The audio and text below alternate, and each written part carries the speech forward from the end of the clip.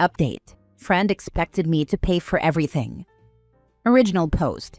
I just had to cut off an old friend that I rekindled with after I had my son. She has 2 boys. She and her husband are separated but still married legally and living together. Recently, we went to a fair where she expected me to pay for everything.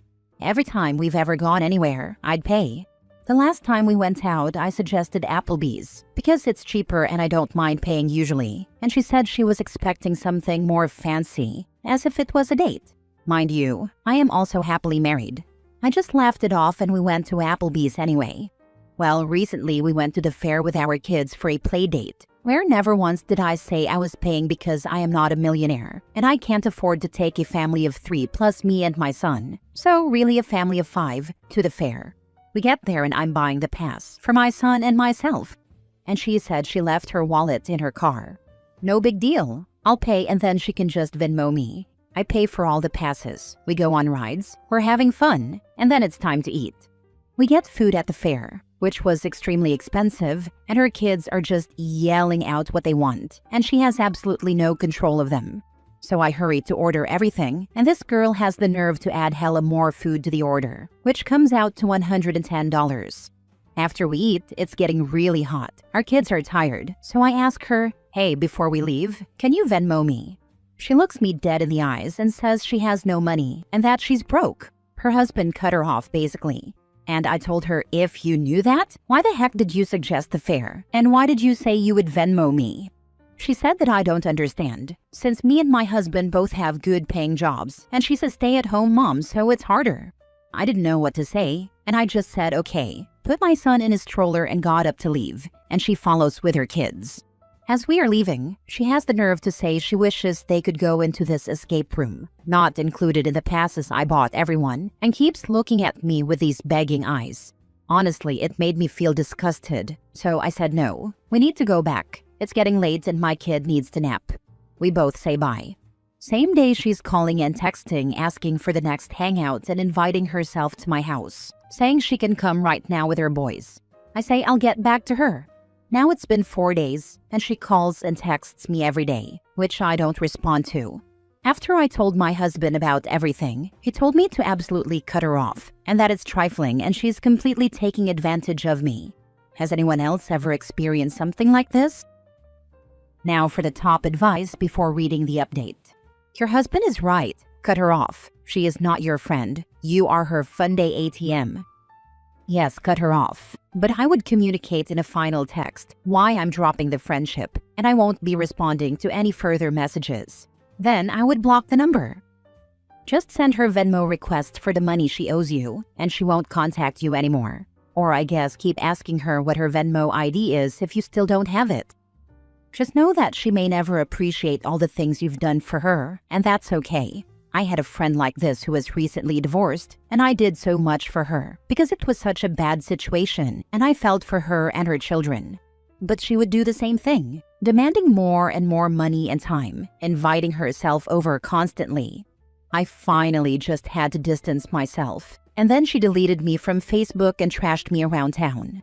I bought them a vacation to a water park, would send them meals, take care of her children. I did so much. It was hurtful when she deleted me, but really, I needed to get away from that. This girl needs to find her way without being dependent on and demanding of others. Your heart and your wallet will thank you. I'm sorry this happened to you. It really makes you think if the behavior is part of the reason why their marriage didn't work. Reading this also made me realize she has never once said thank you to me. If the husband cut her off, how is she paying for food for herself and the kid? The husband is still living in the house, so is he buying all the food? Did he clean out the checking account so that all the money in the account is gone, and she has absolutely no access to money at all? Even if he hates her, he has to provide for the child. I don't believe the I have no money story. I think after reading all these comments that she lied to me about a lot of things, because I also just remembered she had Starbucks for herself that morning. If she has no money, she surely wouldn't be getting Starbucks. This whole situation is embarrassing on my part because I feel dumb for not realizing this. Now for the update. I texted her and said exactly how I feel and that she needs to pay me back. She got mad. I ended up blocking her and not responding to her last text. It won't let me upload the screenshots, so I'm just going to copy-paste the messages. Me. Hey, I know you've been texting and calling to hang out and schedule. But honestly, I'm not really interested unless you can pay me back for the other day. I spent a lot of money, and you lied to me and told me you'd Venmo. I feel like you took advantage of me because we were in front of the kids when I asked you to pay me back. I would never do that to you. You're just assuming that we are well off because we both work, when in reality, it's because we budget. If you had been straightforward that you didn't have money, I would have brought snacks and we could have gone to the free splash pad or the park or literally anything free. Her response, what do you expect from me? I'm depressed and going through a divorce and have no money. I tell you the truth and then you use it against me? You're just holding everything you paid for over my head when I never asked you to do that. Shaking my head.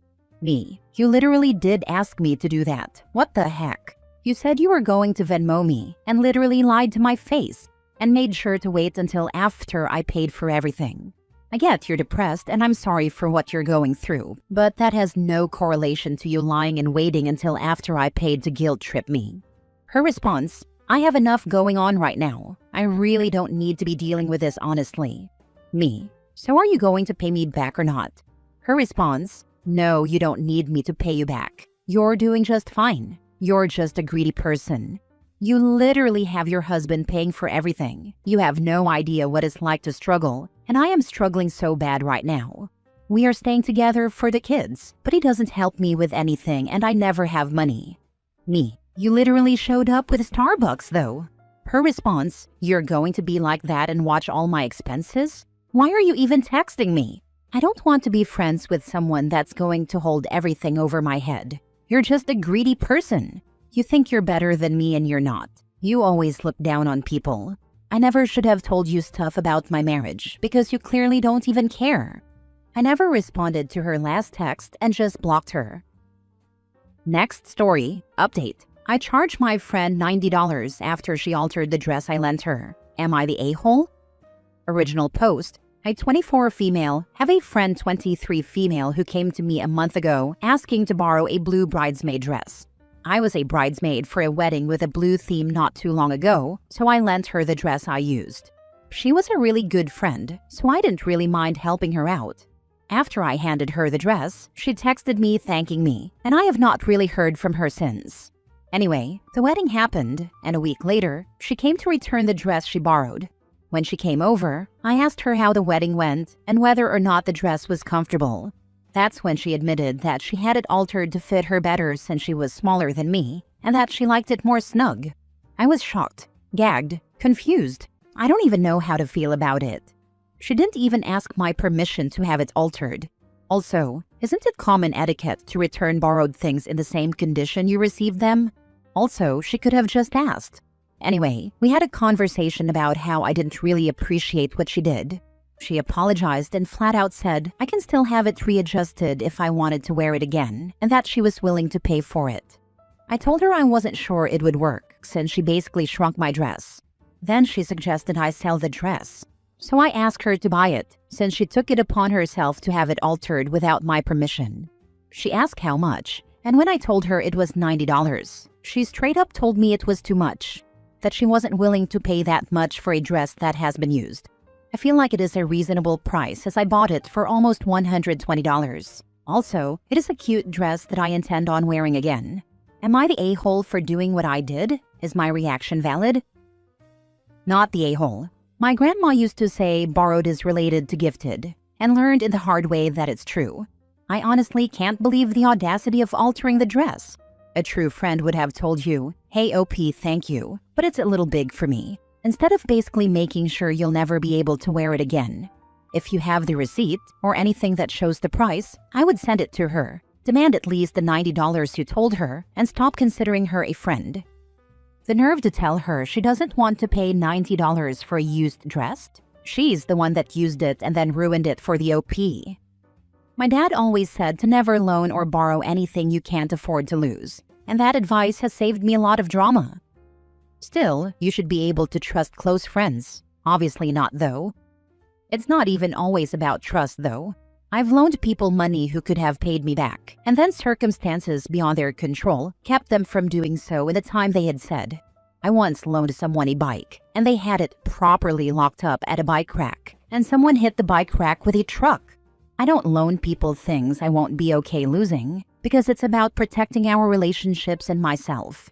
If I have it and I don't need it, it's theirs. Seamstress here. Being able to restore the dress to your size will depend on how the dress was altered to begin with. If the tailor was able to preserve the extra fabric, then it may just be a question of redoing the seams.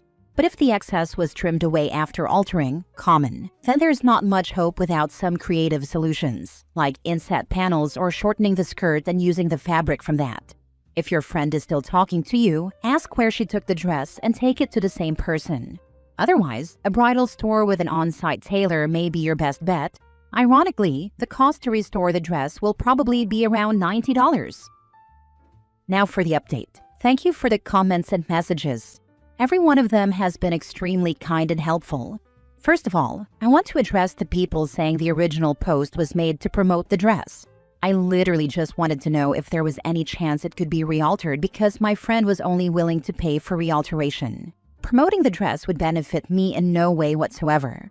Now on that matter, I have spoken to dressmakers, tailors, and dress experts, and they all said that the dress cannot be restored to its original size and form since it is made of satin. I even went to the actual shop where my friend had it altered, but they also said there was nothing they could do. Anyway, my former friend still refused to pay me and is still being a crappy person. Plus, she had the nerve to ask me to just give it to her or sell it to her at a lower price, and it got me wondering if that was her motive all along. She probably knew the dress cannot be realtered. I don't know. After all that, I've decided to just cut her off and take the high road. I honestly don't have the time or energy to chase her down for $90. I know I can buy another cute dress with the $90, but I'd pay triple that to never ever speak to her or see her again. I ended up giving the dress to my roommate who isn't a crappy friend. And thankfully, it fits her perfectly with some minor adjustments on the sides maybe, so at least the dress didn't completely go to waste. Sorry if this isn't the dramatic update some of you wanted. I know a lot of you were hoping I'd take her to small claims court, but I am choosing peace. If anything happens, I'll update. But for my sake, I hope that she stays the heck away from me. Oh, please be petty and take a pic with your friend wearing the dress and post so your ex-friend can see it. I love the hypothetical pettiness of a post captioned along the lines, "Roommate took me out for dinner so we dressed up." Last story. She asked me to leave my mother's funeral to find a t-shirt she hadn't seen in 5 years. My mom had a friend for years who was really more of an annoying acquaintance. One of those people who somehow insert themselves into your life, whether you want them there or not. She wasn't close to our family, but she acted like she was, constantly showing up, calling, or inviting herself to things. My mom was too polite to ever tell her to back off. One day, this woman asked my mom to come over and help her wallpaper her kitchen. My mom, being the kind person she was, agreed, even though she really didn't want to spend the day with her. At some point during the project, my mom got wallpaper paste or glue or something spilled all over her. I don't remember the exact details, just that the whole thing turned into a sticky mess. Since her clothes were ruined, the woman rummaged through her own things and found an old ratty t-shirt with holes in it for my mom to wear home. For whatever reason, that t-shirt never made it back to its owner. Knowing my mom, she probably meant to return it and forgot, or it got shoved into a drawer and lost. If that was the case, then sure, it wasn't great that she didn't return it, but 5 years passed, never once asked about it or mentioned it, not a word. Then my mom died suddenly. It was a devastating time, and we were just trying to get through the funeral. This woman showed up, acting overly emotional and dramatic as she often did. While we were talking, she brought up the wallpaper incident and laughed about what a fun day it was. Then completely out of nowhere, she remembered the t-shirt she had loaned my mom 5 years earlier. She couldn't even describe it. She didn't know the color, style, size, nothing. The only detail she remembered was that her initials would be on the tag because her laundry service required it. And right there, at my mother's funeral, she asked me to leave the service and go home to look for it. I told her I would check the next day, thinking that would end the conversation. Instead, she scolded me. "It's been 5 years. Don't you think that's long enough?" My dad, overhearing this ridiculous exchange, stepped in and had some firm words with her. She left shortly after, thankfully. The next day, my dad actually did find the old torn t-shirt stuffed in a drawer. On the way to run errands, he slowed the car in front of her house and tossed it out the window into her yard without stopping. We never spoke to her again. What a twat. Your dad handled it perfectly. I hope your dad used that shirt to blow his nose and wipe the toilet seat before. Imagine forgetting about a shirt for 5 years and asking someone to leave their mother's funeral to find it. I'm so sorry for your loss. I hope you tore her a new one all over the place. Honestly, the way some folks can turn a funeral into a lost and found moment is just wild. Your dad tossing that shirt back like a dramatic movie ending kinda made the whole story legendary. My mom had an acquaintance like that too, but much worse. My identical twin brother was in a car accident, and while the family was in the confirmation room at the hospital, she was sitting there taking selfies. She was my mom's ride there, which is the only reason she was even there. My mom's other friend, God bless her, ripped this woman a new one. On the day of the memorial, the main service was open to the public, but there was a private dinner for close family only, held by the church. She acted offended that she wasn't allowed to eat. We never spoke to her again. Oh, I've got a good one too. My mom died, and 2 years later my dad began dating this lady. Well, 2 years after that, my dad died very unexpectedly. She called me 2 days after he died and asked me to go to his house and get her all my mom's old lingerie. She then asked if I would send her money every month because she needed help paying her bills. I did neither because WTF. Just no. There was so much more. It was a wild time in my life. Thanks, Dad, for bringing this nutcase into my life.